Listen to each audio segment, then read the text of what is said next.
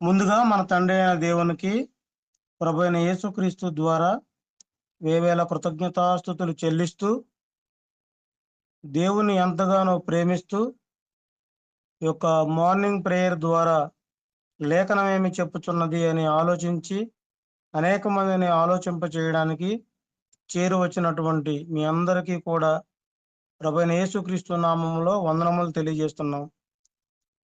సహోదరులు అప్పారావు గారి ప్రారంభ ప్రార్థనతో ఈనాటి మార్నింగ్ ప్రేయర్ కార్యక్రమమును మనం ప్రారంభించుకుందాము.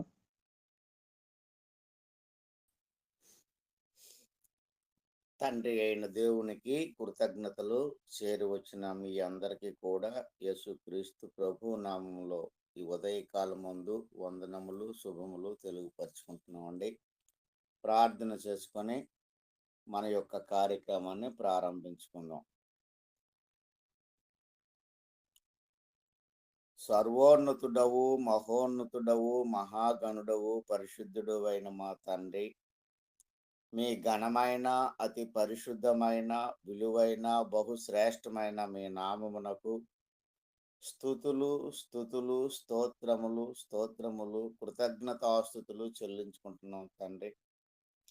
ఈ ఉదయ కాలమందు ఫోను కాంటాక్ట్ ద్వారా నాయన మమ్మలను సమకూర్చి లేఖనము ఏమి చెప్పుచున్నదనే కార్యక్రమంలో మేము అందరం పాలు పంపులు పొంది మీ వాక్యం చదువుకునే విషయంలోనూ ప్రార్థించుకునే విషయంలోనూ మీరు మా ఎడల చూపించినటువంటి దయను, కృపను, కనికరమును బట్టి ఉదయకాలమందు ప్రత్యేకంగా తండ్రి మీకు కృతజ్ఞతలు స్తుతులు స్తోత్రాలు చెల్లించుకుంటున్నాం. చేరి వచ్చినటువంటి విశ్వాసులను, సేవకులను మీరు దీవించి ఆశీర్వదించి సంపూర్ణమైన జ్ఞానం వివేకమును వారికి అనుగ్రహించమని ప్రార్థిస్తున్నాం. ఈ సమయంలో చేరి వచ్చిన వారిని దీవించండి, రావాల్సిన వారిని నైనా సకాలంలో నడిపించి మీరే ఘనత పొందని ప్రార్థిస్తున్నాం. పాటలు పాడటానికి సిద్ధంగా ఉన్న వారికి, వాక్యాన్ని వివరించడానికి సిద్ధంగా ఉన్న వారికి కావలసిన బలమును, జ్ఞానమును, వివేకమునిచ్చి మీరే ఘనత పొందమని, ఎలాంటి అంతరాయం కలగకుండా సమస్తం మీ మహిమ కొరకు జరిగించుకున్నామని యేసుక్రీస్తు ప్రభువు నామమున ప్రార్థించి వేడుకుంటున్నాం తండ్రి. ఆమె. వందనాలండి అందరికీ. ప్రార్థన చేసినటువంటి సహోదరులు అప్పారావు గారికి వందనములు తెలియజేస్తున్నామండి. అలాగే మన మధ్యలో మొదటి కీర్తనగా సహోదరులు అబ్రహాం గారు పాడి వినిపిస్తారు. తర్వాత రెండో కీర్తనగా అప్పారావు గారు పాడి వినిపిస్తారు. అనే మీ స్పీకర్ ఆన్ చేయాలి.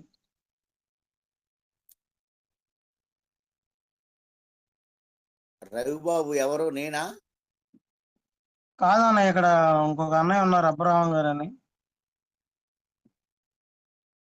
ఓకే, ఆయన అవైలబుల్ గా ఉన్నట్లేరు. స్వామి గారు మొదటి కీర్తనగా మీరు పాడండి, రెండవ కీర్తనగా అప్పారావు అన్నయ్య పాడి వినిపిస్తారు. ఓకే. తండ్రి నా దేవునికి కృతజ్ఞత స్తుతులు కూడా వచ్చిన మీ అందరికీ యేసు ప్రభు నామములో వందనాలు అండి.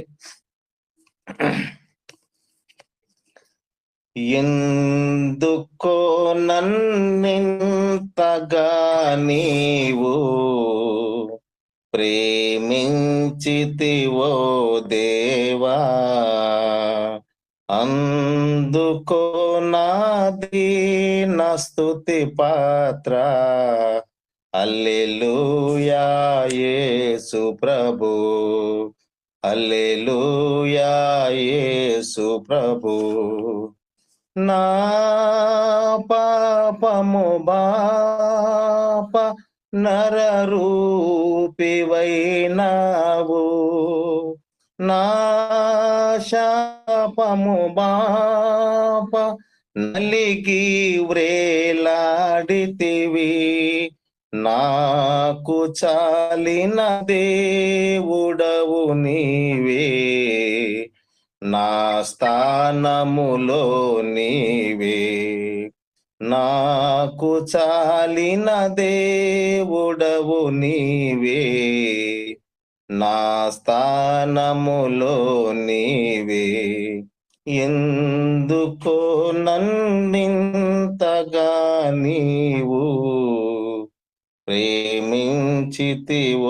దేవా. అందుకో నా దీన స్తుతి పాత్ర. హల్లెలూయా యేసు ప్రభు. నీ రూపము నాలో నిర్మించుకున్నావు, నీ పోలుకలోని నివసించుచున్నావు. నీవు నన్ను ఎన్నుకుంటివి, నీ కొరకై నీ కృపలో. నీవు నన్ను ఎన్నుకుంటివి, నీ కొరకై నీ కృపలో.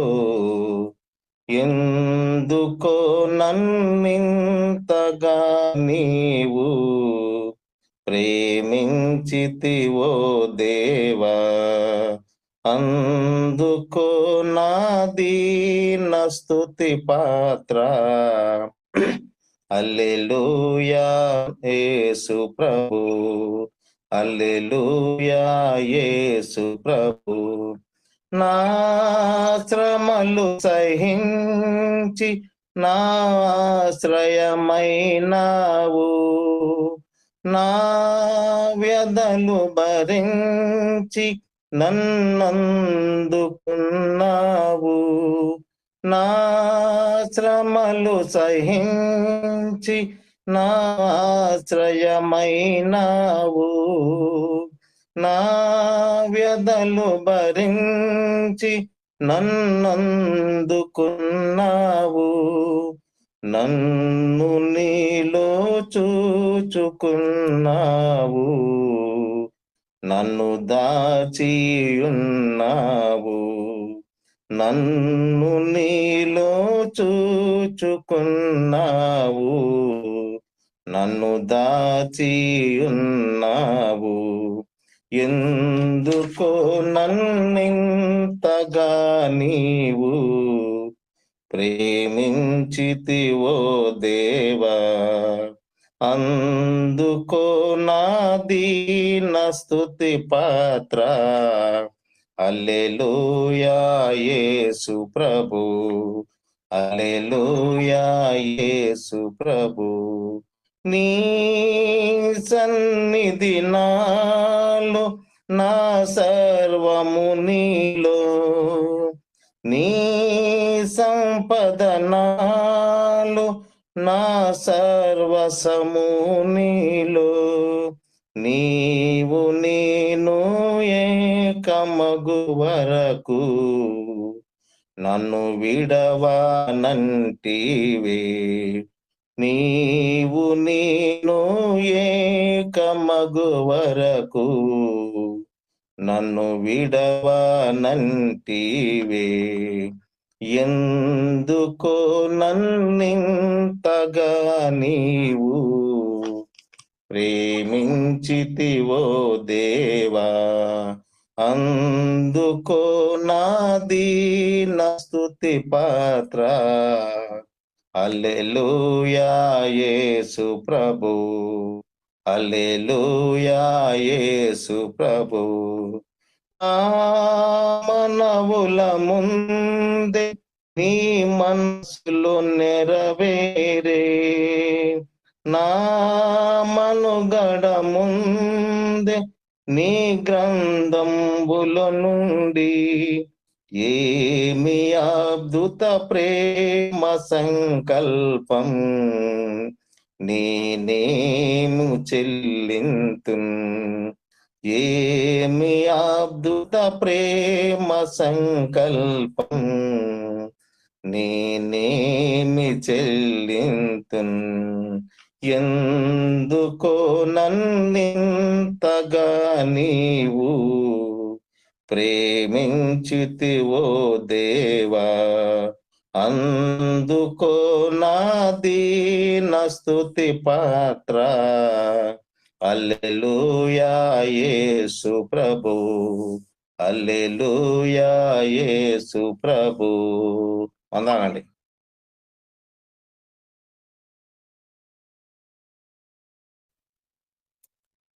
అందరికీ వందనాలండి.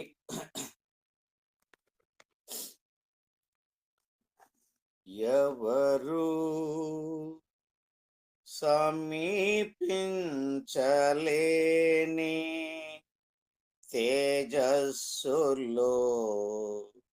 నివసించు నా యేసు ప్రభువా. ఎవరో సమీపించలేని తేజస్సులో నివసించు నా యేసు ప్రభువా. నీ మహిమను ధరించిన పరిశుద్ధులో నా కంట పడగానే, నీ మహిమను ధరించిన పరిశుద్ధులో నా కంట పడగానే, ఏ మౌదునో నేనే మౌదునో, ఏ మౌదునో నేనే మౌదునో. ఎవరో సమీపించలేని తేజస్సులో నివసించు నా యేసు ప్రభువా. ఇహలోక బంధాలు మరచి నీ ఎదుటనే నేను నిలచి, ఇహలోక బంధాలు మరచి నీ ఎదుటనే నేను నిలచి, నీవిచ్చు బహుమతులు నే స్వీకరించి, నీవిచ్చు బహుమతులు నే స్వీకరించి, నిత్యానందంతో పరవశించు వేళ, నిత్యానందంతో పరవశించు వేళ, ఏ మౌదునో నేనే మౌదునో, ఏ మౌదునో నేనే మౌదునో. ఎవరు సమీపించలేని తేజస్సులో నివసించు నా యేసు ప్రభువా. ఎవరు సమీపించలేని తేజస్సులో నివసించు నా యేసు ప్రభువా. పరలోక మహిమను తలచి నీ పాద పద్మములపై ఒరిగి, పరలోక మహిమను తలచి నీ పాద పద్మములపై ఒరిగి, పరలోక సైన్య సమూహాలతో కలసి, పరలోక సైన్య సమూహాలతో కలసి నిత్యారాధన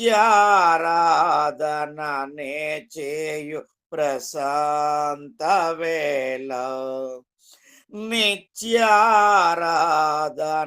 నే చేయు ప్రశాంత వేళ, ఏ మౌదునో నేనే మౌదునో, ఏ మౌదునో నేనే మౌదునో. ఎవరు సమీపించలేని తేజస్సులో నివసించు నా యేసు ప్రభువా. ఎవరు సమీపించలేని తేజస్సులో నివసించు నా యేసు ప్రభువా. జయించిన వారితో కలసి నీ సింహాసనమునే చేరగా, జయించిన వారితో కలసి నీ సింహాసనము నే చేరగా, ఎవరికి తెలియని ఓ కొత్త పేరుతో, ఎవరికి తెలియని ఓ కొత్త పేరుతో నిత్య మహిమలో నన్ను పిలిచే ఆ శుభవేళ, నిత్య మహిమలో నన్ను పిలిచే ఆ శుభవేళ, ఏమౌదునో నేనేమౌదునో, ఏమౌదునో నేనేమౌదునో, ఎవరు సమీపించలేని తేజస్సులో నివసించు నా యేసు ప్రభువా. ఎవరు సమీపించలేని తేజస్సులో నివసించు నా యేసు ప్రభువా. నీ మహిమను ధరించిన పరిశుద్ధులో నా కంట పడగానే, నీ మహిమను ధరించిన పరిశుద్ధులో నా కంట పడగానే, ఏమౌదునో నేనేమౌదునో, ఏమౌదునో నేనేమౌదునో, ఎవరు సమీపించలేని తేజస్సులో నివసించు నా యేసు ప్రభువా. వందనాలండి. మన మధ్యలో కాలేబ్ అనే కుర్రవాడు ఉన్నాడు. ఆయనకు కూడా వాక్యాన్ని చదవటానికి అవకాశాన్ని కల్పించు బాబు. వందనాలు అందరికి. సహోదరు లెఫ్ట్ అయ్యారు, లేరు, నిన్న చదివారు ఆల్రెడీ. ఓకే. ఇప్పటి వరకు చక్కగా కీర్తనలు పాడి వినిపించినటువంటి సహోదరులు ఇరువురికి కూడా ప్రభువైన యేసుక్రీస్తు నామములో వందనములు తెలియజేస్తూ, వాక్య పఠన భాగంగా ఆదికాండము 40వ అధ్యాయమును ఈరోజు మనం చదువుకుందాము. సహోదరులు స్వామి గారు, సుజయ్ గారు, అప్పారావు గారు, అలాగే నేను 5 వచనాలు చొప్పున చదవవలసిందిగా ప్రేమతో ఆహ్వానిస్తున్నాం.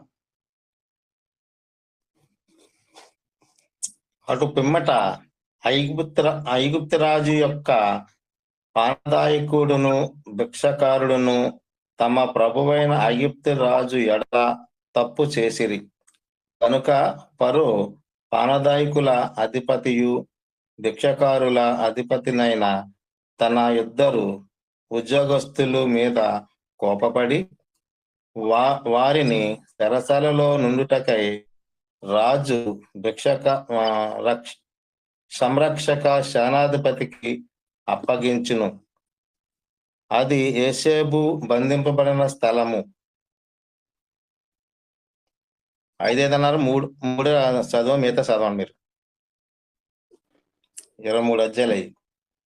వారిని చెరసాలలో ఉంచుటకై రాజు సంరక్షణ సేనాధిపతిని అప్పగించెను. అది యోసేపు బంధింపబడిన స్థలము. ఆ సేనాధిపతి వారిని యోసేపు వశం చేయగా అతడు వారికి ఉపచారం చేసెను. వారు కొన్ని దినములు కావలిలో నుండిన తరువాత వారిద్దరూ అనగా చెరసాలలో బంధింపబడిన ఐగుప్తు రాజు యొక్క పానదాయకుడును భక్ష్యకారుడును ఒకటే రాత్రి యందు కలలు కనిరి. ఒక్కొక్కడు వేరు భావములు కల కనెను. తెల్లవారినప్పుడు యోసేపు వారి యొద్దకు వచ్చి వారిని చూడగా వారు చింతాక్రాంతులై ఉండిరి. అతడు ఎందుచేత నేడు మీ ముఖములు చిన్నబోయి ఉన్నవని తన యజమానుని ఇంట తనతో కావలియందున్న ఫరో ఉద్యోగస్తులను అడిగాను. అందుకు వారు, మేము కలలు కంటిమి, వాటి భావము చెప్పగలవారెవరనూ లేరని అతనితో అనగా, యోసేపు వారిని చూచి, భావములు చెప్పుట దేవునికి అధీనమే గదా, మీరు దయచేసి ఆ కలలు నాకు వివరించుడని చెప్పుడనెను. అప్పుడు పానదాయకుల అధిపతి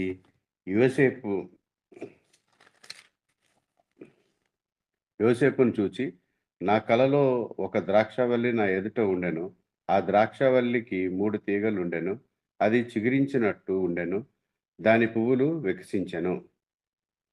దాని గెలలు పండి ద్రాక్ష ఫలములాయెను.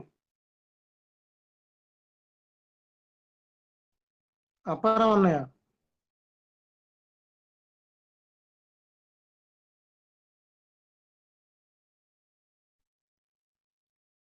సరే చదవనా? చదవండి అయితే.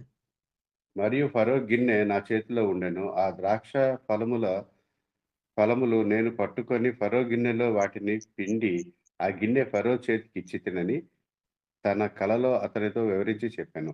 అప్పుడు యోసేపు, దాని భావం ఇదే, ఆ 3 తీగలు 3 దినములు, ఇంకా 3 దినములలోగా ఫరో నీ తలను పైకెత్తి నీ ఉద్యోగముని నీకు మరల ఇప్పించును. నీవు అతనికి పానదాయకుడివై ఉన్న వాటి మర్యాద చొప్పున ఫరో గిన్నెను అతని చేతికి అప్పగించదు. కాబట్టి నీకు క్షేమం కలిగినప్పుడు నన్ను జ్ఞాపకము చేసుకొని నా యందు కరుణించి ఫరోతో నన్ను గూర్చి మాట్లాడి ఈ ఇంటిలో నుండి నన్ను బయటికి రప్పించుము. ఎలయనగా నేను హెబ్రియల దేశంలో దొంగలింపబడి తిని, అది నిశ్చయము, మరియు ఈ చెరసాలలో నన్ను వేయుటకు ఇక్కడ సహా నేనేమీ చేయలేదని అతను చెప్పాను. అతడు తెలిపిన భావము మంచిదని భక్ష్యకారుల అధిపతి చూచి అతనితో నెట్లనెను, నేనును కలకంటిని, ఇదిగో తెల్లని పిండి వంటలు గల 3 గంపలు నా తల మీద ఉండెను. మీది గంపలో ఫరో నిమిత్తము సమస్త విధములైన పిండి వంటలు ఉండెను. పక్షులు నా తల మీదనున్న గంపలో నుండి వాటిని తీసుకొని తినుచుండెను. అందుకు యోసేపు, దాని భావమిదే, ఆ 3 గంపలు 3 దినములు, ఇంకా 3 దినములలోగా ఫరో నీ మీద నుండి నీ తలను పైకెత్తి మ్రాను మీద నిన్ను వేలాడదీయించును. అప్పుడు పక్షులు నీ మీద నుండి నీ మాంసమును తినివేయునని ఉత్తరమిచ్చెను. 3వ దినమందు జరిగినదేమనగా, ఆ దినము ఫరో జన్మదినము గనుక అతడు తన సేవకులందరికీ విందు చేయించి వారి నడుమ పానదాయకుల అధిపతి తలను భక్ష్యకారుల అధిపతి తలను పైకెత్తి పానదాయకుల అధిపతి ఉద్యోగం మరలా అతనికిచ్చెను. గనుక అతడు ఫరో చేతికి గిన్నెనిచ్చెను. మరియు యోసేపు వారికి తెలిపిన భావము చొప్పున భక్ష్యకారుల అధిపతిని వేలాడదీయించెను. అయితే పానదాయకుల అధిపతి యోసేపును జ్ఞాపకము చేసుకొనక అతన్ని మరిచిపోయెను. ఇప్పటి వరకు ఈ యొక్క 40వ అధ్యాయమును చదివి వినిపించినటువంటి సహోదరులందరికీ కూడా వందనములు తెలియజేస్తూ, సహోదరులు అనిల్ గారు సంక్షిప్తంగా ఈ యొక్క అధ్యాయము వివరించవలసిందిగా ప్రేమతో ఆహ్వానిస్తున్నాము.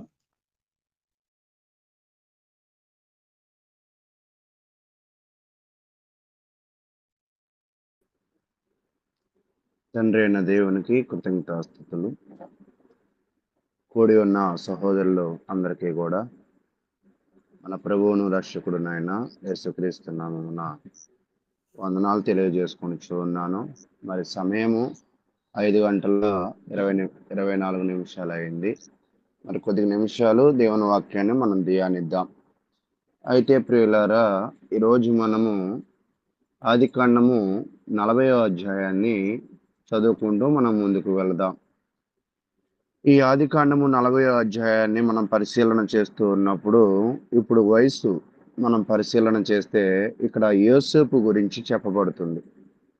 ఈ అధ్యాయం అంతా కూడా యోసేపును గురించిన అధ్యాయంలోనే భాగంగా మనం చూద్దాం.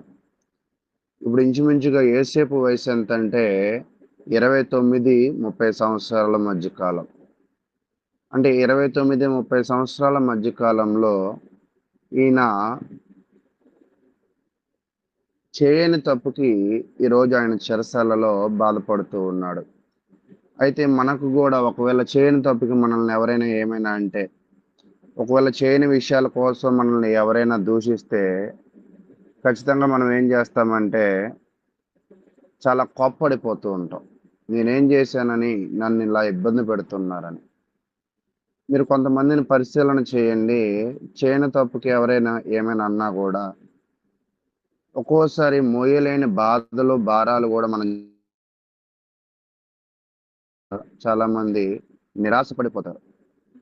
నిరాశపడిపోయి కృంగిపోయి చాలా మంది ఆత్మహత్యలు కూడా చేసుకుంటూ ఉంటారు. మీరు అందుకే జైల్లోకి వెళ్ళిన వాళ్ళకి మల్తాడు కూడా ఉంచరు. ఎందుకు అంటే జైల్లోకి వచ్చే వాళ్ళలో ఎవరు ఎలా ప్రవర్తిస్తారో తెలియదు కాబట్టి. కానీ యోసేపు మాత్రము తన జీవితంలో 17 ఏళ్ల వయసులో ఇబ్బంది పడ్డాడు, ఏం కృంగిపోలా. ఇప్పుడు 28 ఏళ్ల వయసులో ఇబ్బంది పడ్డాడు, ఇక్కడ కూడా ఏం కృంగిపోలా. యోసేపులో చక్కటి ఉదాహరణ అంటే ఒక వచనాన్ని చూపించి మీకు అర్థవంతంగా ముందుకు వెళ్తా. సామెతల గ్రంథము 24వ అధ్యాయము 10వ వచనం. సామెతల గ్రంథము 24వ అధ్యాయము 10వ వచనాన్ని చదువుకుని మనం ముందుకు వెళదాం. శ్రమ దినమున నీవు కృంగిన ఎడల నువ్వు చేతకాని వాడవదువు. అంటే ఈ సామెతల గ్రంథంలో ఏం తెలియజేస్తున్నాడంటే ప్రతి మనిషికి కూడా శ్రమలు వస్తూ ఉంటాయి. ఆ శ్రమ దినమున నువ్వు కృంగిపోకూడదు, నువ్వు నిరాశ పడిపోకూడదు, నువ్వు వెనక వైపు మళ్ళకూడదు. శ్రమ దినమున నువ్వు కృంగకుండా నువ్వు ధైర్యముగా ముందుకు వెళ్ళాలి. ఒకవేళ శ్రమ దినమున మనం కృంగినట్లయితే మనం ఏమవుతామంటే చేతకాడవాడు అవుతాడని తెలియజేస్తున్నారు. ఈరోజు బ్రతికి ఉన్న మనకి కూడా చాలా ఎన్నో ఇబ్బందులు అనుభవించవచ్చు. కానీ చిన్న వయసులో ఎన్నో ఇబ్బందులు అనుభవిస్తున్నప్పటికీ కూడా యోసేపు కూడా ఎక్కడా కృంగిపోలేదు, ఎక్కడా నిరాశపడలేదు, ఎక్కడా అధైర్యపడలేదు. ఎన్నో సమస్యలు ఉంటున్నప్పటికీ కూడా తను ఎంతో నమ్మకముగా, విధేయుడుగా, విశ్వాసిగా జీవించాడు. సమస్యలన్నీ ఇక్కడ యోసేపు చుట్టూ తిరుగుతూ ఉన్నాయి.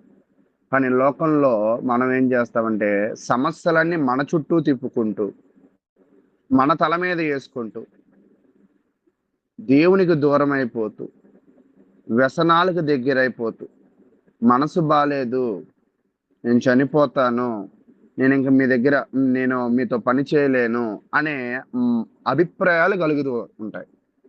కానీ ఇక్కడ యోసేపు యొక్క వైఖరి చాలా వ్యత్యాసంగా, సమస్యలు తన చుట్టూ తిరిగిన, తను సమస్యలలోకి వెళ్ళి పడినా ఎక్కడా కూడా డీలా పడిపోయిన వ్యక్తిగా మనకి కనపడలేదు. అయితే ప్రియులారా, మరి ఇప్పుడు ఈ అధ్యాయం యొక్క అవుట్లైన్స్ మనం చదువుదాం. అంటే ఈ అధ్యాయం అంతా మనం ఏం చూస్తామంటే ఎన్ని సమస్యలు ఉన్నా ధైర్యంగా ఉంటూ తన పను తను చేసుకుంటూ ముందుకు వెళుతున్న ఒక యంగ్స్టర్ను మనం చూస్తున్నాం. అయితే ఈ యొక్క అధ్యాయం అవుట్లైన్స్ ఆదికాండము 40వ అధ్యాయము 1-4 వచనాలు చూస్తూ ఉన్నప్పుడు అక్కడ కలలు కనే వారి గురించి మనం చూస్తూ ఉంటాం. 1-4 వచనాలు కలలు కనేవారి గురించి. 5-8 వచనాలు కష్టాలు, కలలు మరియు వాటి కష్టాలు, అంటే ఏదైతే కలగన్నారో ఆ కలలో వచ్చిన కష్టాల గురించి చెప్తూ ఉన్నారు. తర్వాత 9-13 వచనాలు పానాదాయకుని యొక్క కళ. 14-19 వచనాలు పానాదాయకుని యొక్క కళ. తర్వాత 20-22 వచనాలు కళల యొక్క నెరవేర్పు.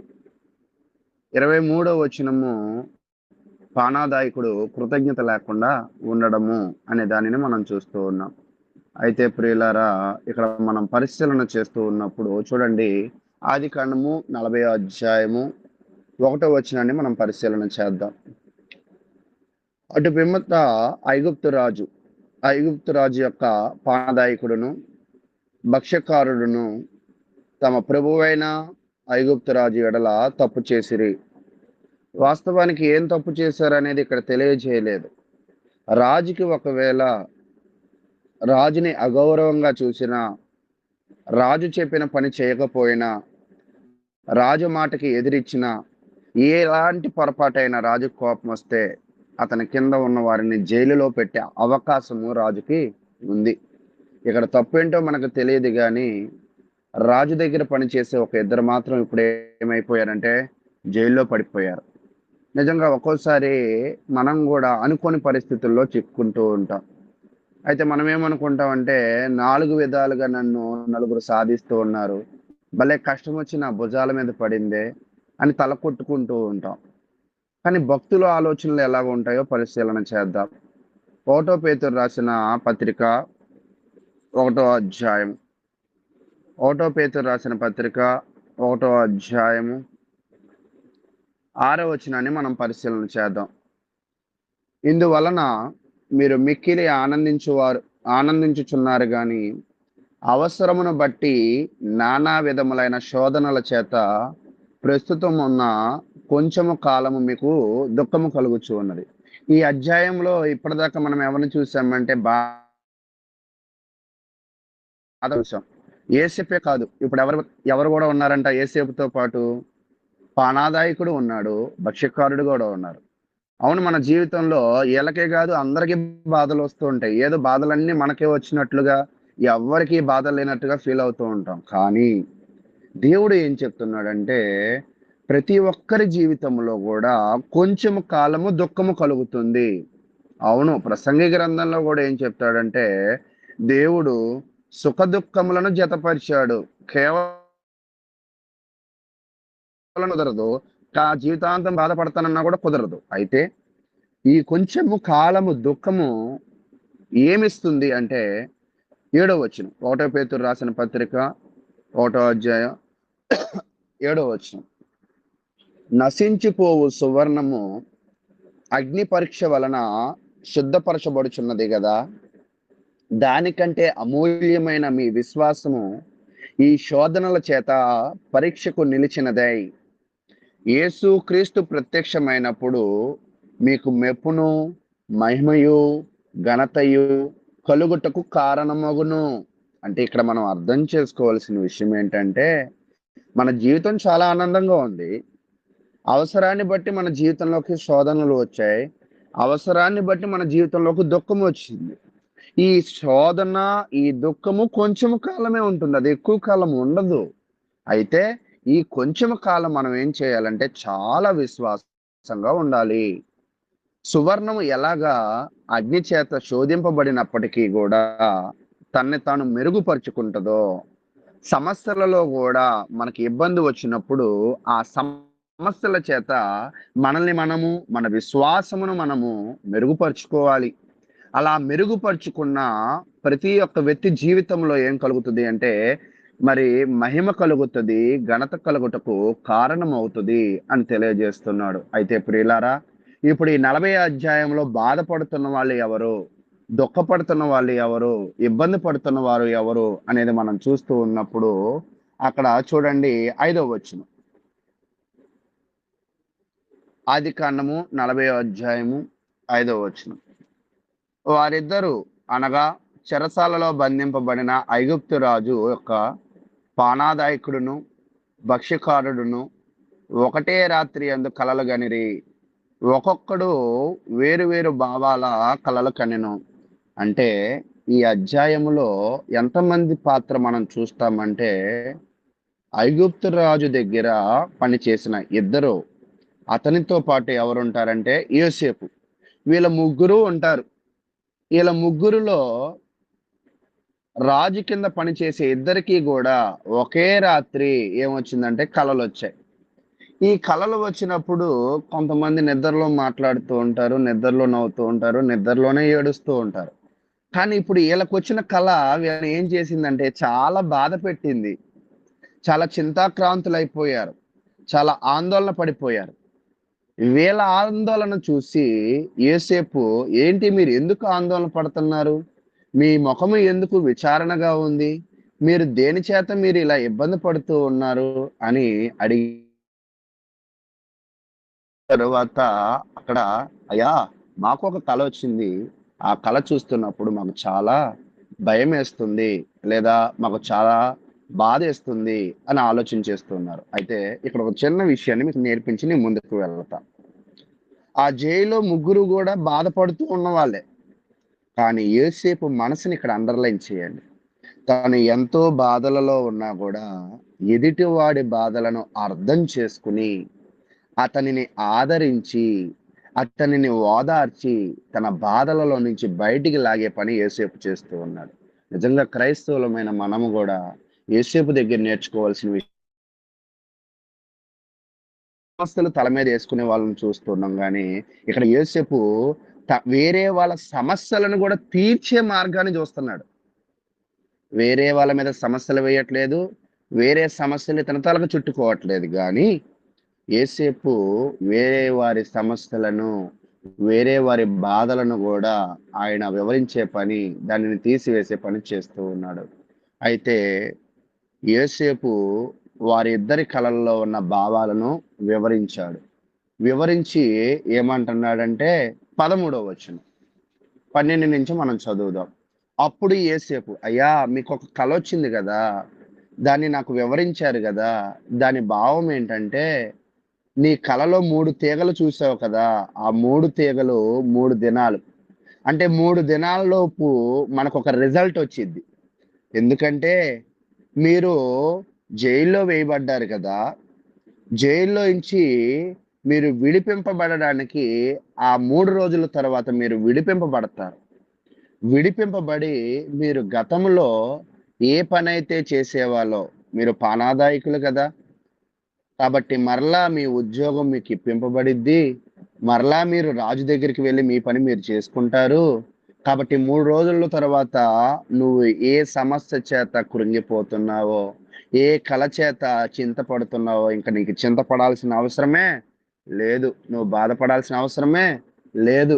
కాబట్టి నీ బాధలకి విముక్తి 3 రోజుల్లో ఉందని చెప్పాడు. అయితే మనం చూస్తూ ఉన్నప్పుడు అక్కడ ఇంకొక అతను ఉన్నాడు. ఇంకొక అతను ఎవరంటే భక్ష్యకారుడు.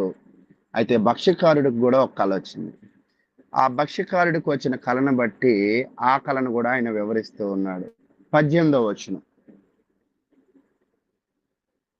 అందుకు యోసేపు దాని భావం ఏది? అయ్యా నువ్వు పానాదాయకుడికి చెప్పావు కదా, నాకు కూడా ఒక కళ వచ్చింది, దాని భావం చెప్పు అన్నప్పుడు, అయ్యా నీ కళలో 3 గంపలు ఉన్నాయి. 3 గంపలన్నా కూడా 3 దినాలు, అంటే ఇంకో 3 దినాలలో నువ్వేమవుతావంటే నువ్వు రాణి మీద వేలాడబడతావు. అప్పుడు మాంసము, అంటే అప్పుడు పక్షులు నీ మీద నుండి నీ మాంసమును తినివేయని ఉత్తరం ఇచ్చాను అని చెప్పాడు. కాబట్టి ప్రియులారా, ఐగుప్తు రాజు ఇద్దరిని జైల్లో వేశాడు. ఇద్దరిని జైల్లో వేసిన తర్వాత ఇద్దరిలో ఒకళ్ళు వాస్తవానికి ఇప్పుడు ఒక నీతిమంతుడు ఉన్నాడు. నీతిమంతుడు ఏమయ్యాడంటే విచారణ చేసిన తర్వాత మరి అతను జైల్లో నుంచి విడుదలయ్యాడు. అనీతిమంతుడు ఏమయ్యాడంటే అతను శిక్షింపబడ్డాడు. కాబట్టి ఇక్కడ మనం నేర్చుకోవాల్సిన విషయం ఏమిటి అంటే, యోసేపు ఇద్దరి కళలలో ఉన్న భావాలను వ్యక్తపరిచి ఇద్దరిలో ఉన్న ఆందోళన దూరపరిచి అతను ముందుకు వెళ్ళాడు. ముందుకు వెళ్ళిన తర్వాత ఇక్కడ యోసేపు చెప్తున్నాడు, అయ్యా నేను హెబ్రీయుడును, నేనేమి తప్పు చేయకుండానే ఈ సమస్యలో వచ్చి పడ్డాను.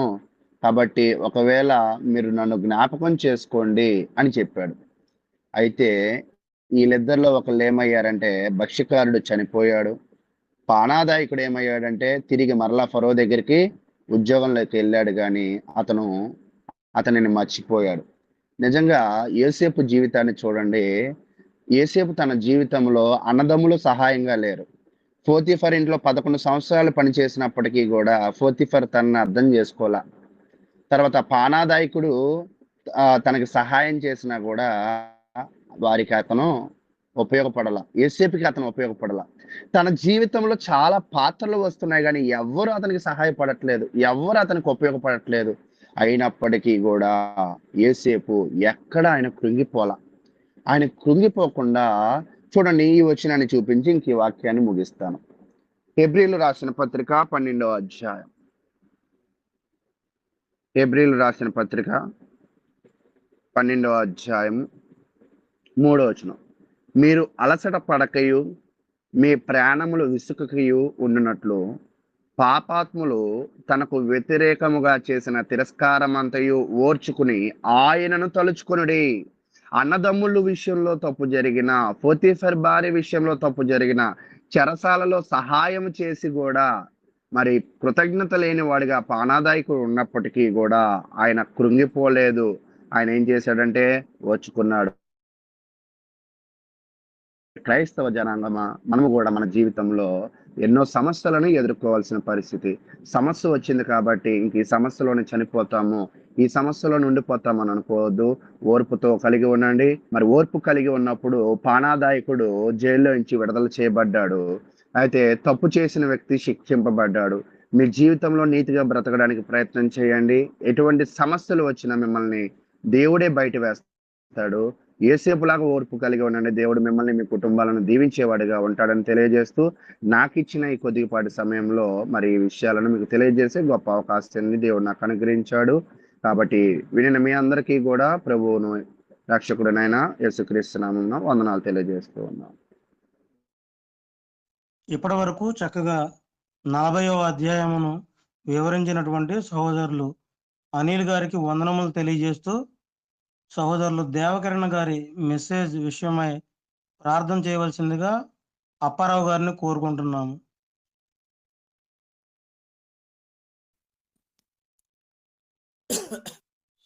ప్రార్థన చేసుకుందామండి. మహోన్నతుడు అయిన మా తండ్రి, సర్వోన్నతుడు అయిన మా దేవ, మీ ఘనమైన నామమునకు స్తుతులు, స్తోత్రములు, కృతజ్ఞతాస్తుతులు చెల్లించుకుంటున్నాం. తండ్రి, మా సహోదరుడు మీ కుమారుడు దేవకిరణ్ గారిని బట్టి ప్రత్యేకంగా ప్రార్థన చేయుచున్నాం.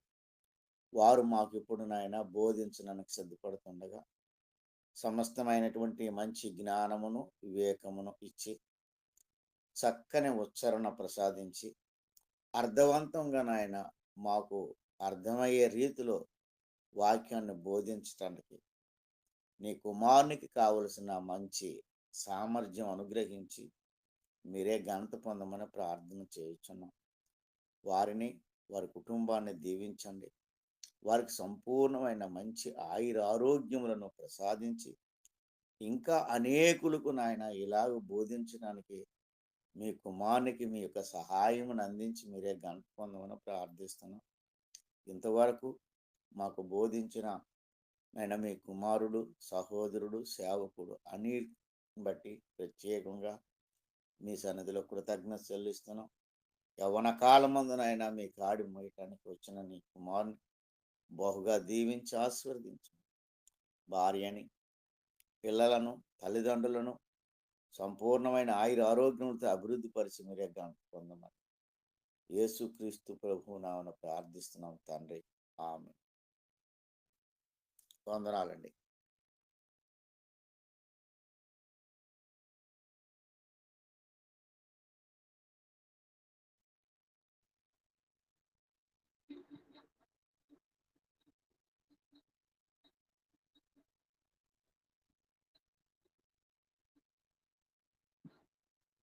సార్, మీ వాయిస్ వినిపించట్లేదు సార్.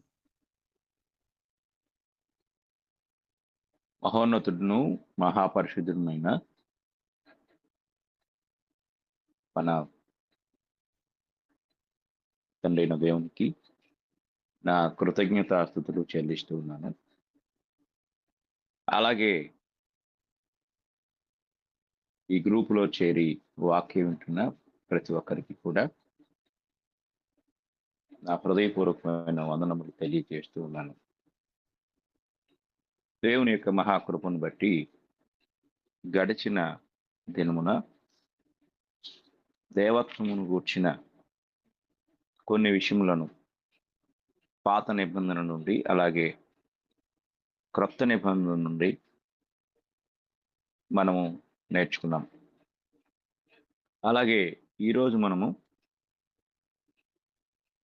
నేర్చుకునబోయే పాఠమును మనం గమనించినట్లయితే, దేవత్వంలో ఉన్న ముగ్గురు వ్యక్తులు కూడా సమానమైన గుర్తింపును పొంది ఏ విధముగా వారు కలిసి పనిచేశారో అనే సంగతులను దేవుని వాక్యము నుండి మనం వరుస క్రమంలో ధ్యానిద్దాం. మొదటిగా దేవుని వాక్యమును మనము గమనించినట్లయితే, ముగ్గురు వారు సమానముగా గుర్తింపు పొందిన సందర్భములను దేవుని వాక్యము నుండి మనం ఆలోచన చేద్దాం. యోహాను సువార్త 5వ అధ్యాయము,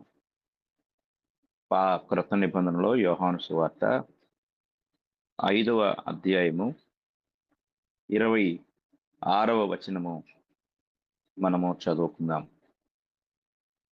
తండ్రి ఎలాగు తనంతట తానే జీవము గలవాడై ఉన్నాడో, అలాగే కుమారుడును తనంతట తానే జీవము గలవాడై ఉండుటకు కుమారునికి అధికారము అనుగ్రహించెను.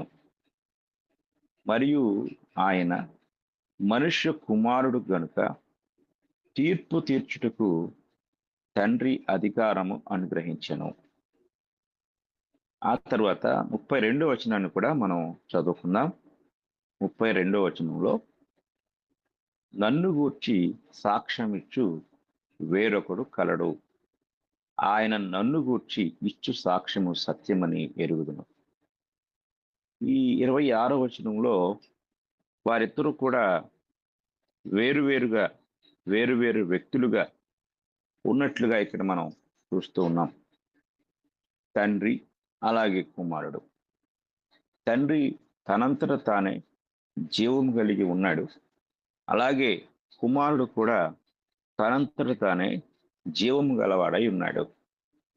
కనుక దేవత్వంలో ముగ్గురు వ్యక్తులు ఉన్నట్లుగాను, ఆ ముగ్గురు వ్యక్తులు వారి యొక్క అధికారాలను వేరువేరుగా కలిగి ఉన్నట్లుగా, అంటే వేరువేరు వ్యక్తులుగా కలిగి ఉన్నట్లుగా, సమానమైన హోదా, సమానమైన శక్తి వారు కలిగి ఉన్నట్లుగా వాక్యం మనకు తెలియజేస్తూ ఉంది. అలాగే వారు ఒకరిని గూర్చి ఒకరు మాట్లాడుకున్న సందర్భాలను కూడా మనం గ్రహించగలం. ఒకరిని ఒకరు అభినందించటము, లేక ఒకరిని గూర్చి ఒకరు సాక్ష్యం ఇవ్వటము, ఈ యొక్క సందర్భాలలో మనం తేటగా చూడగలం. మనము యోహాను సువార్త నుండే మరొక వచనాన్ని గమనిస్తే, 3వ అధ్యాయము యోహాను సువార్త 3వ అధ్యాయము 16వ వచనమును మనం చదువుకుందాం. 3వ అధ్యాయం 16వ వచనంలో, దేవుడు లోకమును ఎంతో ప్రేమించెను కాగా ఆయన తన అద్వితీయ కుమారునిగా పుట్టిన వాని యందు విశ్వాసముంచు ప్రతివాడును నశింపక నిత్య జీవము పొందునట్లు ఆయనను అనుగ్రహించెను. ఇక్కడ మనము ముందు చదువుకున్న వచనాల్లో ఆయన తనంతట తానే జీవము గలవాడై ఉన్నాడు, అలాగే కుమారుడు కూడా తనంతట తానే జీవము గలవాడై ఉన్నాడు అని చూసాం. అలాగే ఈ వచనంలో కుమారుని యందు విశ్వాసం ఉంచువాడు కూడా నిత్య జీవము పొందునట్లు కుమారుని దేవుడు లోకమునకు అనుగ్రహించినట్లుగా ఈ వచనం మనకు తెలియజేస్తుంది. వచనం ప్రారంభంలో దేవుడు అని చెప్పబడింది. ఆ తర్వాత తన కుమారుని గూర్చి మాట్లాడుతూ ఆయన అద్వితీయ కుమారుడు అనే మాట ఇక్కడ చెప్పబడింది. అంటే ఇక్కడ ఓన్లీ బిగాటెన్ సన్ అనే మాట ఇంగ్లీష్లో రాయబడింది. అంటే అద్వితీయుడు అనగా ద్వితీయుడు కానివాడు. పాత నిబంధనలో మనము గడిచిన 2 దినాల క్రితము మనం చెప్పుకున్న భాగాన్ని మనం ఆలోచించినట్లయితే, అక్కడ తండ్రి అయిన దేవుడు ఆయన అద్వితీయుడుగా మరి వాక్యం మనకి తెలియజేసింది.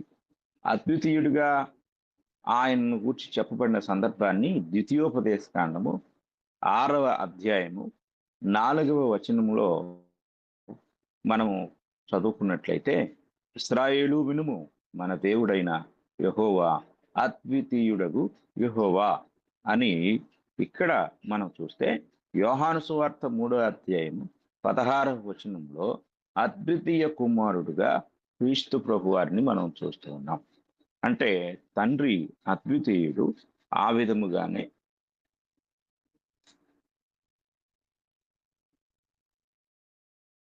కుమారుడు కూడా అద్వితీయుడు అని ఇక్కడ మనకు స్పష్టంగా తెలియజేయబడుతుంది. కనుక వారి యొక్క హోదాలు లేక అర్హతలు లేక స్వభావాలు, స్వభావ గుణలక్షణాలు ఎక్కడా కూడా ఒకరికి ఎక్కువ కానీ ఒకరికి తక్కువ కానీ లేవు, కానీ వారు ఏకం కలిగి ఉన్నారు. ఏకత్వం అంటే అన్నిటిలో కూడా ఒక్కటై ఉన్నారు, సమానమై ఉన్నారు, వారు ఈక్వల్గా ఉన్నారు అనే విషయమును దేవుని వాక్యము నుండి మనము గ్రహించగలము. అలాగే మనము వారి యొక్క సమానమైన గుర్తింపులను లేక వారు ఒకరితో ఒకరు ఏ విధంగా సంబంధాన్ని కలిగి ఒకరినొకరు గౌరవించుకుంటూ హెచ్చించుకుంటూ ఉన్న సందర్భాలు ఏవైతే ఉన్నాయో, ఇంకా కొన్ని సందర్భాలు మనం చూసినట్లయితే, తండ్రి తన కుమారుని ఈ లోకమునకు పంపెను అంటే తండ్రి కుమారుని ఈ లోకమునకు అనుగ్రహిస్తూ ఉన్నాడు. మనం 3వ అధ్యాయం 16వ వచనంలో కూడా చూసాం. అలాగే గలతీయులకు రాసిన పత్రిక 4వ అధ్యాయము, గలతీయులకు రాసిన పత్రిక 4వ అధ్యాయము 4వ వచనాన్ని మనం చదువుకున్నట్లయితే, అందుకు ఆయన క్షమించండి, గలతీయులకు రాసిన పత్రిక 4వ అధ్యాయము 4వ వచనంలో కాలము పరిపూర్ణమైనప్పుడు అని ఉంటుంది అక్కడ. అయితే కాలము పరిపూర్ణమైనప్పుడు దేవుడు తన కుమారుని పంపెను అన్నమాట. అంటే ఆయన తన కుమారుని, అంటే దేవుడు తన కుమారుని ఈ లోకమునకు పంపి ఉన్నారు. కుమారుడు తండ్రి ద్వారా ఈ లోకమునకు పంపబడి ఉన్నారు. ఇక్కడ తండ్రి అలాగే కుమారులు ఇద్దరూ కూడా ఏకకాలంలో మనకు ఈ యొక్క సందర్భాల్లో అనేక సార్లు ప్రస్తావించబడటం మనము చూడబోతూ ఉన్నాం. అలాగే యోహాను సువార్త 10వ అధ్యాయము 36వ వచనమును కూడా మనం చదువుకున్నట్లయితే, తండ్రి ప్రతిష్ఠ చేసి ఈ లోకములోనికి పంపిన వానితో అంటాడు. తండ్రి ప్రతిష్ఠ చేసి అనే మాట ఇక్కడ ఎంతో చక్కగా మనకి కనపడుతూ ఉంది. తండ్రి ప్రతిష్ఠ చేసి, ఈ భాషను మనం ఆలోచిస్తే, పాత నిబంధనలో మరి ప్రవక్తలు ప్రతిష్ఠించబడతారు, రాజులు ప్రతిష్ఠించబడతారు, అలాగే యాజకులు కూడా ప్రతిష్ఠించబడుతూ ఉంటారు. కనుక అంటే ప్రతిష్ఠ చేసి అనే మాట ఒక ప్రత్యేకమైన ఆధిక్యతను తెలియచేస్తూ ఉంటుంది. కనుక పరలోకములో తండ్రి చేత ప్రతిష్ఠ చేసి పంపబడిన వాడిగా, ఈ లోకమునకు వచ్చిన వాడిగా కుమారుని గురించి ఈ యొక్క వచనం మనకు తెలియచేస్తూ ఉంది. అలాగే మనం ఇంతవరకు కూడా తండ్రి కుమారుడు, కుమారుడు తండ్రి, ఈ విషయాలు మనం చెప్పుకున్నాం. అయితే ఇప్పుడు తండ్రి కుమారులు ఇరువురు కూడా పరిశుద్ధాత్మను గురించి సాక్ష్యం ఇచ్చిన సందర్భాలను దేవుని యొక్క వాక్యం నుండి మనం చూసినట్లయితే, కుమారుడు పరిశుద్ధాత్మను గూర్చి తండ్రిని వేడుకోవటం, అంటే కుమారుడు ఉన్నాడు, అలాగే పరిశుద్ధాత్మ, అలాగే తండ్రి, వీరు ఒకే చోట ప్రస్తావించబడిన సందర్భాలను మనము దేవుని యొక్క వాక్యం నుండి చూస్తూ ఉన్నాం. యోహాను సువార్త 14వ అధ్యాయము 16వ వచనము మనం చదువుకున్నట్లయితే అక్కడ ఈ మాటలు మనకి కనపడుతూ ఉంటాయి. యోహాను సువార్త 14వ అధ్యాయము 16-17 వచనములు. నేను తండ్రిని వేడుకొందును. ఇక్కడ నేను అనగా ప్రభువైన యేసుక్రీస్తు వారు. అలాగే రెండో వ్యక్తి ఎవరు? తండ్రి. తండ్రిని వేడుకొందును, మీ యొద్ద ఎల్లప్పుడూ ఉండుటకై ఆయన వేరొక ఆదరణకర్తను అనగా సత్య స్వరూపియగు ఆత్మను మీకు అనుగ్రహించును. చూడండి, ఇక్కడ ఒకే చోట మనకి తండ్రి, అలాగే ప్రభువైన యేసుక్రీస్తు వారు, అలాగే పరిశుద్ధాత్మ, ముగ్గురు కూడా ఒకే చోట మనకి కనబడుతున్న సందర్భం ఇక్కడ మనకి కనిపిస్తూ ఉంది. అంటే తండ్రి కుమారులు ఇద్దరు కూడా పరిశుద్ధాత్మ యొక్క ప్రస్తావనలో మనకు కనపడుతున్నారు. యేసు ప్రభువారు అనగా కుమారుడేమో తండ్రిని వేడుకుంటున్నాడు, తండ్రి ఏమో కుమారుని మనవిని బట్టి, కుమారునికి ఇచ్చిన అధికారమును బట్టి ఆయన యొక్క మనవి విని పరిశుద్ధాత్మను, ఆదరణకర్తను ఆయన అనుగ్రహిస్తూ ఉన్నాడు.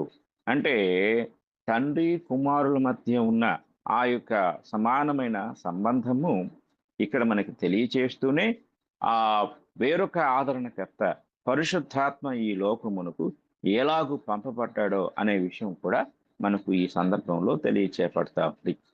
అలాగే పరిశుద్ధాత్మ తండ్రి యొద్ద నుండి పంపబడిన సందర్భాన్ని కూడా మనము చూస్తే యోహాను సువార్త 15వ అధ్యాయము 26వ వచనాన్ని మనం చదువుకున్నట్లయితే అక్కడ ఈ మాట కనపడుతుంది. యోహాను సువార్త 15వ అధ్యాయము 26వ వచనం, తండ్రి యొద్ద నుండి మీ యొద్దకు నేను పంపబోవు ఆదరణకర్త. ఇక్కడ ఈ వచనం చూడండి ఎలా ఉందో. అక్కడ నేను తండ్రిని వేడుకుంటాను, తండ్రి పంపిస్తాడు అని చెప్పాడు. కానీ ఇక్కడ తండ్రి యొద్ద నుండి మీ యొద్దకు నేను పంపబోవు ఆదరణకర్త అనగా యేసుక్రీస్తు వారే ఆదరణకర్తను పంపిస్తున్నాడు. అంటే మనం ఇంతకు ముందు చదువుకున్న యోహాను సువార్త 14వ అధ్యాయం 16, 17 వచనాల్లో ప్రభువారు వేడుకుంటే, అంటే కుమారుడు వేడుకుంటే తండ్రి పంపిస్తాడు అని చెప్పి అక్కడ వ్రాసి, ఇక్కడేమో తండ్రి యొద్ద నుండి మీ యొద్దకు నేను పంపబోవు ఆదరణకర్త. అంటే తండ్రి పంపిస్తాడు, కుమారుడు పంపిస్తాడు. తండ్రి కుమారులిద్దరూ కూడా సమానమైన అర్హతలు, సమానమైన శక్తి, సమానమైన అధికారం కలిగిన వారు అని తెలియచేయుటకు ఈ యొక్క వచనాలు మనం గ్రహించగలం.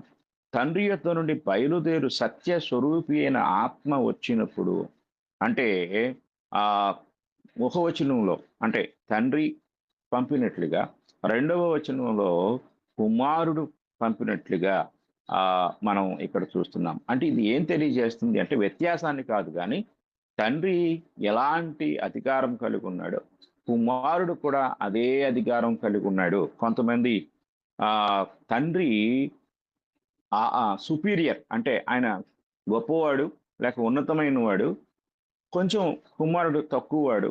అందుకే తండ్రి నాకు ఇచ్చాడు, తండ్రి నన్ను పంపాడు, తండ్రి నాకు అనుగ్రహించాడు అనే మాటలు ఏం తెలియజేస్తున్నాయి అంటే ఆయనకంటే ఈయన కొంచెం తక్కువ, ఆయన ఇస్తే తప్ప ఈయనక లేదు అనే అర్థాన్ని చాలామంది అలాగ అర్థం చేసుకొని ఆయన తక్కువవాడు, అలాగే ఆయన అద్వితీయ కుమారుడు అన్నాడు కాబట్టి ఆయన అనగా దేవుని చేత, అంటే దేవుడే తన కుమారుని సృజించినాడు లేక పుట్టించినాడు అనే విషయాన్ని ఇక్కడ మనం చాలామంది అలాగ అర్థం చేసుకొని దాన్ని మాట్లాడుతూ ఉంటారు. కానీ ఇక్కడ దేవుడు అనే ఒక వ్యక్తి ఎప్పుడైతే రుజువు చేయబడ్డాడో ఆయన వ్యక్తిత్వం ద్వారా, ఆయనకున్న అధికారం ద్వారా, ఆయనకున్న స్థితి ద్వారా, అంటే ఆయన యొక్క ఉనికి, ఆయన యొక్క గుణలక్షణాలు, ఆయన యొక్క శక్తి సామర్థ్యాలు ఎప్పుడైతే ఆయన దేవుడు అని మనకు బోధిస్తున్నాయో ఆ సమయంలోనే అన్ని అధికారాలు లేక అన్నిటినీ కూడా కలిగి ఉన్నట్లుగా మనం ఇక్కడ చూడగలం. కనుక ఇక్కడ యేసుక్రీస్తు వారు కుమారుడుగా ఉన్నాడు, అంటే భూమి మీద శరీరధారిగా ఉన్నాడు కనుకనే ఆయన కొంచెం వ్యత్యాసం కలిగి ఉన్నాడు అనే సత్యాన్ని చాలా మంది గ్రహించలేకపోతూ ఉన్నారు. ఇది మనం జాగ్రత్తగా గమనించాలి. కనుక మనము ఈ పాఠం అయిపోయిన తర్వాత యేసుక్రీస్తు వారిని గూర్చి మనం నేర్చుకోపోతాం. అప్పుడు యేసుక్రీస్తు వారు పరలోకంలో ఎలా ఉన్నాడు, భూమి మీదకి వచ్చినాక ఎలా ఉన్నారు, భూమి మీద నుండి వెళ్ళిపోయిన తర్వాత ఆయన ఎలా ఉన్నారు అనగా నిత్యత్వము నుండి నిత్యత్వం వరకు ఉన్న ఈ యొక్క కాల గమనములో యేసుక్రీస్తు వారు ఆయన ఇన్కార్నేషన్ అనగా శరీరధారిగా ఈ భూమి మీదకి వచ్చారు కాబట్టి ఆ వచ్చినప్పుడు ఆయన ఆ స్థితిగతుల్లో ఉన్న హెచ్చు తగ్గులు వీటిని మనము గ్రహించవలసిన వారముగా ఉన్నాం. అలాగా గ్రహించుటకు దేవుడు మనకు మంచి జ్ఞానమును అనుగ్రహించారు తన వాక్యం ద్వారా. కనుక మనము ఇది గ్రహించాలి. ఒకవేళ గ్రహించకపోతే క్రీస్తు ప్రభువును లేక కుమారుని తక్కువ చేసిన వారముగా అయిపోతాం. చూడండి, హెబ్రీయులకు రాసిన పత్రిక 5వ అధ్యాయంలో, హెబ్రీయులకు రాసిన పత్రిక 5వ అధ్యాయము మనము చదువుకున్నట్లయితే 7వ వచనంలో ఒక మాట కనపడుతుంది. శరీరధారి అయ్యున్న దినములలో మహారోదనముతోనూ కన్నీళ్లతోనూ తన్ను మరణము నుండి రక్షింపగలవానికి ప్రార్థనలను యాచనలను సమర్పించి భయభక్తులు కలిగి ఉన్నందున ఆయన అంగీకరింపబడెను. ఆయన కుమారుడయుండి తాను పొందిన శ్రమల వలన విధేయతను నేర్చుకునను. మీరు ఇక్కడ ఈ 7వ వచనములో మొదటి లైను వదిలేసి కింద చదివితే, మహారోదనముతో కన్నీళ్లతో తన్ను మరణము నుండి రక్షింపగలవానికి ప్రార్థనలను యాచనలను సమర్పించి భయభక్తులు కలిగి ఉన్నందున అనే మాటలు కనపడతాయి. కానీ పరిశుద్ధాత్ముడు ఎంతో జ్ఞానయుక్తంగా ఆ ప్రారంభంలోనే ఒక మాట చెప్పారు, శరీరధారి అయ్యున్న దినములలో, శరీరాన్ని ధరించిన దినములలో. అంతేగాని శరీరాన్ని ధరించక ముందు ఆయన తండ్రికి కన్నీళ్లతో ప్రార్థించటము, లేకపోతే యాచనలను సమర్పించటము, భయభక్తులు కలిగి ఉండటము, లేక శ్రమలు పొందటము, ఇవన్నీ లేవు.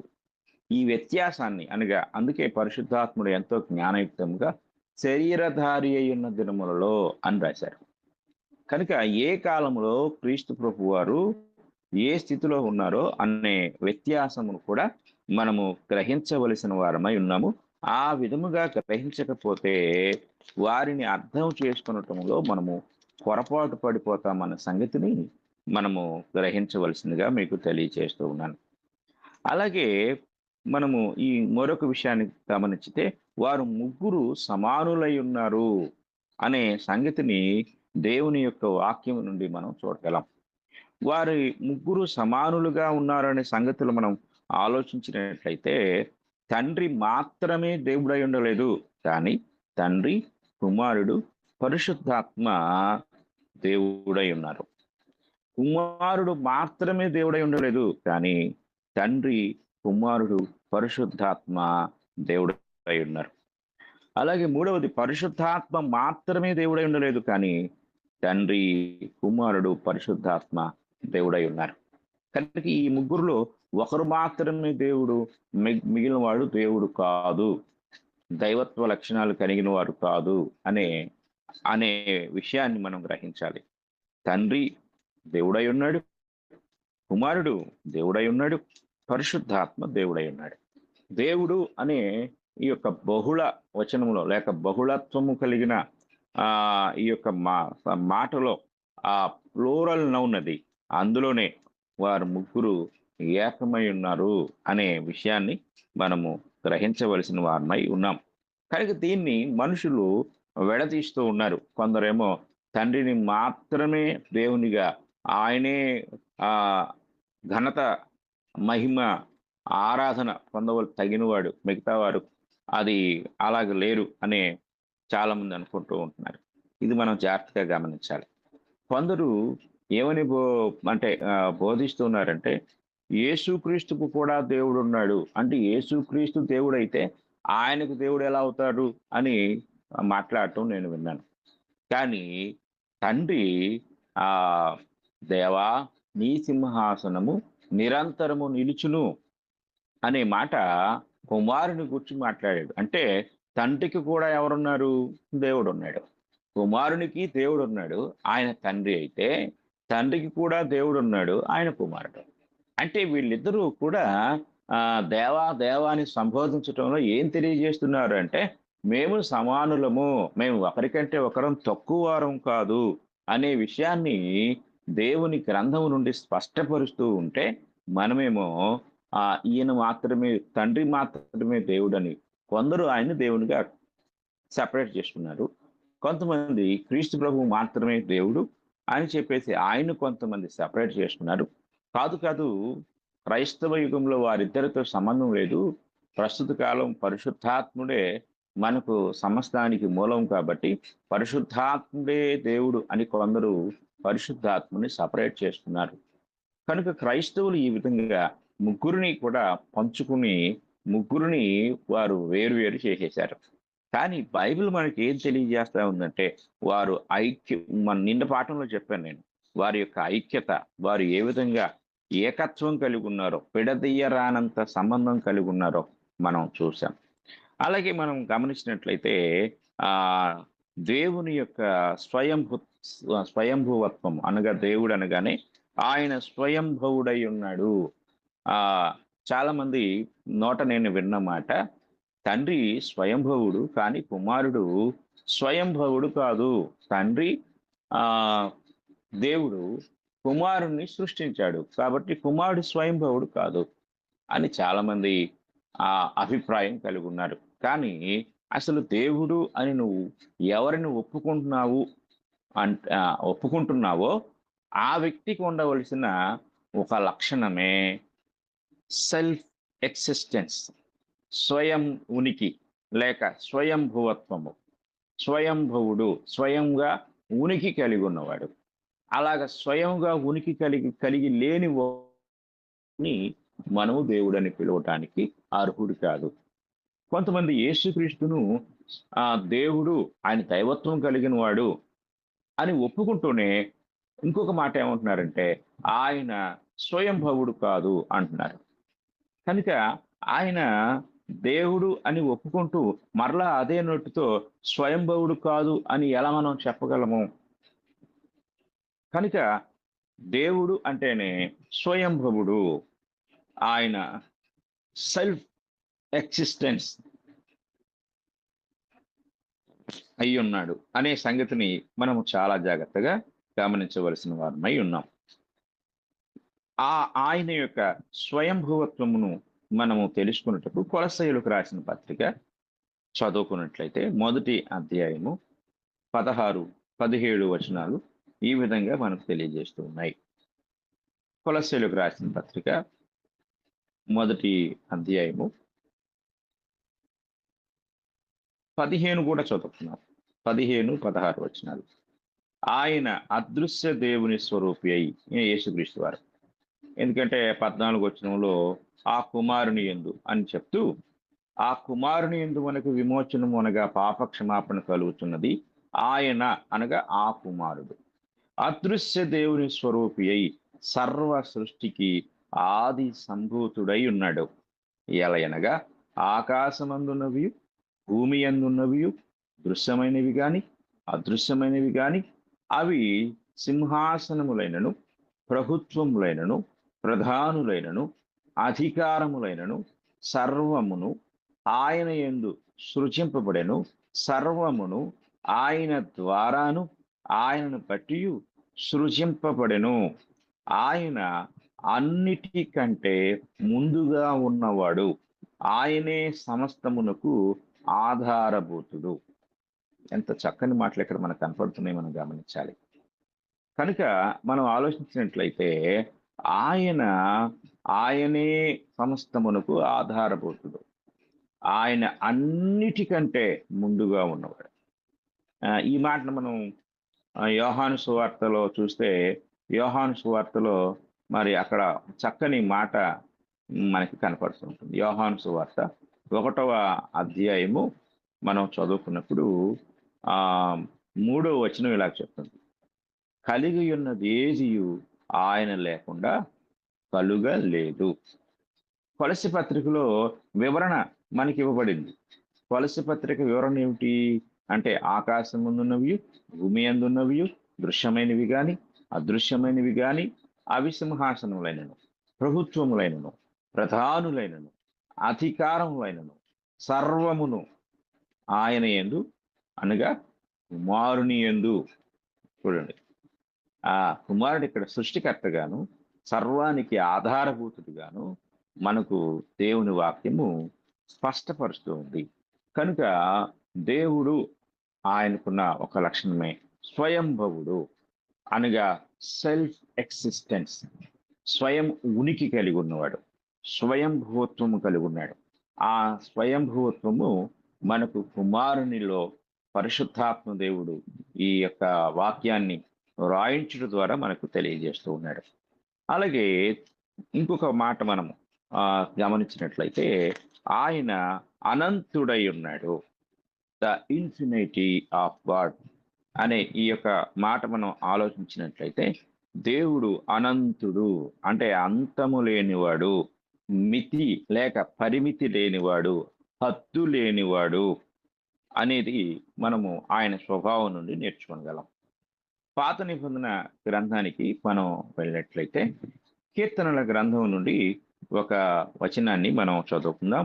147వ కీర్తన మనం చదువుకున్నట్లయితే 147వ కీర్తన 5వ వచనము, మన ప్రభువు గొప్పవాడు, ఆయన అధిక శక్తి గలవాడు, ఆయన జ్ఞానమునకు మితి లేదు. మనము ఈ ఇంగ్లీష్లో చాలా చక్కగా గమనించినట్లయితే great is our Lord and of great power, his understanding is infinite అనే మాట కనపడుతుంది. అంటే ఈ ఇన్ఫినైట్ అనే మాట దాని అర్థం ఏంటంటే మితి లేనివాడు, అనంతమైన వాడు. కాబట్టి దేవుడు అనంతమైన వాడు, ఆయనకు పరిమితి లేదు అనేది మనం గమనించాలి. అది ఆయన లక్షణాలలో కానీ, ఆయన స్వరూపంలో కానీ, ఆయన శక్తిలో కానీ, ఆయన స్వభావంలో కానీ ఎందులో కూడా ఆయనకు లిమిట్ లేదు, అంటే హద్దు లేదు, ఇంతవరకు మాత్రమే ఆయనకు ఉంది అని మనం చెప్పే అవకాశం లేనివాడే దేవుడు. మొదటి రాజుల గ్రంథం 8వ అధ్యాయం 27వ వచనాన్ని మనం చదువుకున్నట్లయితే మహోన్నతమైన దేవునికి గొప్ప దేవాలయాన్ని కట్టించిన సొలొమోను ఆ ప్రతిష్ఠ రోజు మాట్లాడుతున్న మాటలు, నిశ్చయముగా దేవుడు ఈ లోకమందు నివాసము చేయడు, ఆకాశ మహాకాశములు సహితము నిన్ను పట్టజాలవు, నేను కట్టించిన ఈ మందిరము ఎలాగూ పట్టును. అంటే పట్టజాలవు అంటే ఆయన ఒక పరిమితమైన స్వభావమును లేక స్వరూపమును కలిగిన వాడు కాడు, అపరిమితమైన వాడు. అంటే ఆయన స్వరూపానికి ఒక లిమిట్ లేదు, ఇంత అనే కొలత లేదు. కనుక దేవుడు అనంతమైన వాడు అనే విషయము దేవుని వాక్యం మనకు ఎంతో స్పష్టంగా తెలియజేస్తా ఉంది.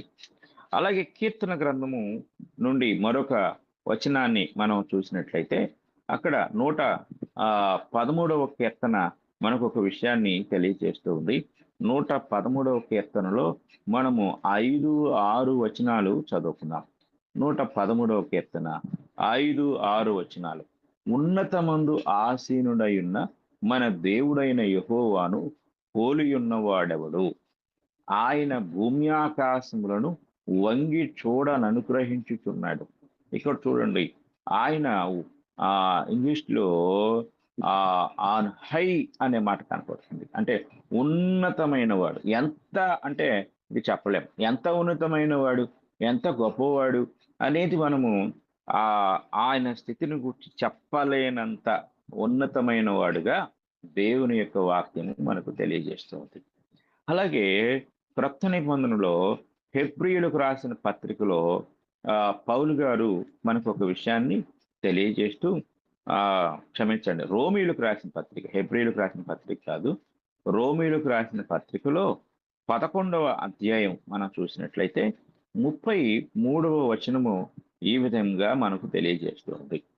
ఆహా, దేవుని బుద్ధి జ్ఞానముల బాహుళ్యము ఎంతో గంభీరము, ఆయన తీర్పులు శోధింపనెంతో అసఖ్యములు, ఆయన మార్గములు ఎంతో అగమ్యములు. చూడండి, ఇక్కడ పౌలు గారు స్పష్టపరుస్తూ ఆయన తీర్పులు శోధింపనెంతో అసఖ్యము, అగమ్యము అనే మాట ఇక్కడ ఉపయోగించబడుతుంది. అసఖ్యము, అగమ్యము అనే మాట మనం గమనించినట్లయితే అది సాధ్యం కాదు. కనుక ఆయన యొక్క జ్ఞానము అది మనము శోధించుటకు శక్యమైంది కాదు. అలాగే ఆయన తీర్పు శక్యమైంది, చేతనైంది కాదు, అశక్యము. అలాగే ఆయన మార్గములు ఎంతో అగమ్యం, అంటే గమ్యం లేదు. అంటే గమ్యం అంటే ఒక ముగింపు. కనుక ఆయన మార్గానికి ముగింపు లేదు, అంటే ముగింపు లేనటువంటి వాడు. కనుక అనంతమైన దేవుడు, అనంతుడైన దేవుడు, ఆయన రూపములో, ఆయన యొక్క వ్యక్తిత్వములో, ఆయన స్వభావ లక్షణముల్లో, ఆయన చేసిన ప్రతి కార్యములో కూడా ఆయన అనంతుడై ఉన్నాడు. కనుక ఈరోజు మనం నేర్చుకున్న పాఠాన్ని గమనిస్తే ముగ్గురు వ్యక్తులు వేరువేరుగా ఉన్నారు. అలాగే ఒకే సందర్భాల్లో ప్రస్తావించబడ్డారు. ఒకరి హోదాను ఒకరు హెచ్చించుకున్నారు, ఒకరినొకరు సమానముగా ధృవీకరించుకున్నారు. అలాగే వారు ముగ్గురు సమానులుగా ఉన్న ఆ తత్వాన్ని మరి వచనాలన్నీ మనకు వివరించాయి. అలాగే దేవుని యొక్క స్వభావ లక్షణాల్లో ఒక గొప్ప లక్షణము ఆయన స్వయంభవుడు.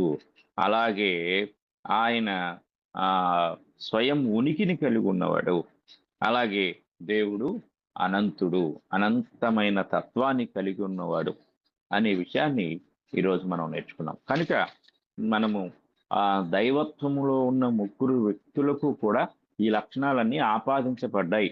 కనుక మనము ఎవరైనా సరే ఈ మాటలు వింటూ ఉండగా దేవుని గూర్చిన పొరపాటు ఆలోచనలు కాదు, కానీ సరి అయిన ఆలోచనలు కలిగి ఉండి దేవుని గ్రంథము వారిని గూర్చి ఏదైతే సాక్ష్యం ఇస్తుందో ఆ సత్యమును ప్రతి ఒక్కరూ కూడా గ్రహించి అంగీకరించి వాక్యానుసారమైన గ్రహింపు దేవుని పట్ల కలిగి ఉండాలని నేను కోరుకుంటూ ఈ మాటలు ముగిస్తూ ఉన్నాను.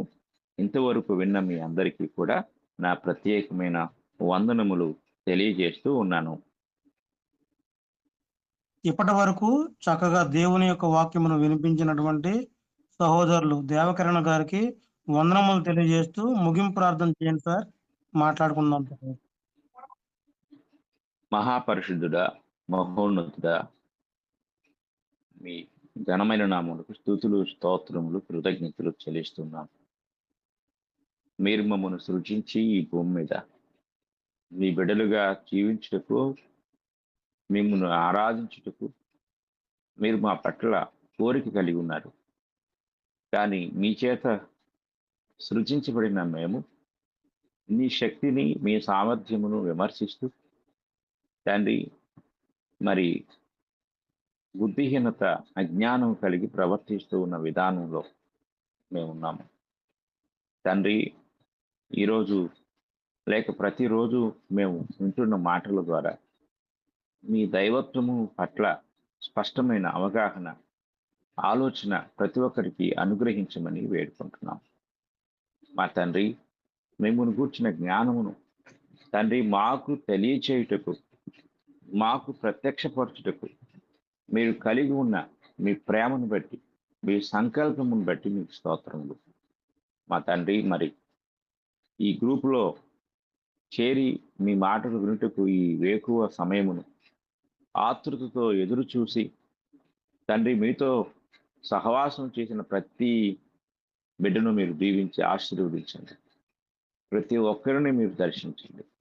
సత్యవాక్యమును మానవ జ్ఞానంతో, మానవ ఆలోచనతో కాక విధేయతతో కూడిన మనస్సుతో తండ్రి నేర్చుకున్నటకు, గ్రహించుటకు తండ్రి మీ ఆత్మ సహాయం ద్వారా ప్రతి ఒక్కరిని దర్శించమని, పురికొల్పమని వేడుకుంటున్నాం. తండ్రి మీకు స్తోత్రములు చెల్లిస్తూ ఉన్నాం.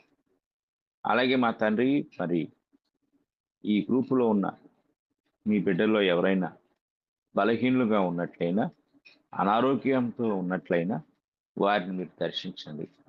వారి కుటుంబాలలో ఎవరైనా బలహీనులుగా ఉన్నట్లయితే వారిని జ్ఞాపకం చేసుకున్నట్టు తండ్రి, వారందరినీ పేరు పేరున మీరు దర్శించండి. తండ్రి మీకు స్తోత్రములు చెల్లిస్తున్నాం. మా తండ్రి, మరి మేము వినిన సంగతులను విడిచిపెట్టి కొట్టుకుని పోకుండా వాటి యందు మరి విశేష జాగ్రత్త కలిగి ఉండే జ్ఞానం మాకు అనుగ్రహించండి. తండ్రి, మరి ఈ మాటలు విన్న ప్రతి ఒక్కరిని మీరు దీవించి ఆశీర్వదించండి. తండ్రి ప్రతి ఒక్కరి హృదయాలలో ఈ మాటలు మీరు ముద్రించండి. తండ్రి మీకు స్తోత్రములు. ప్రార్థన చేయుచున్నవారు, పాటలు పాడుతున్నవారు, వాక్యాన్ని వివరిస్తున్న ప్రతి ఒక్కరిని కూడా ఇంకను భవిష్యత్తులో మంచి మీ పాత్రలుగా వాడుకునండి.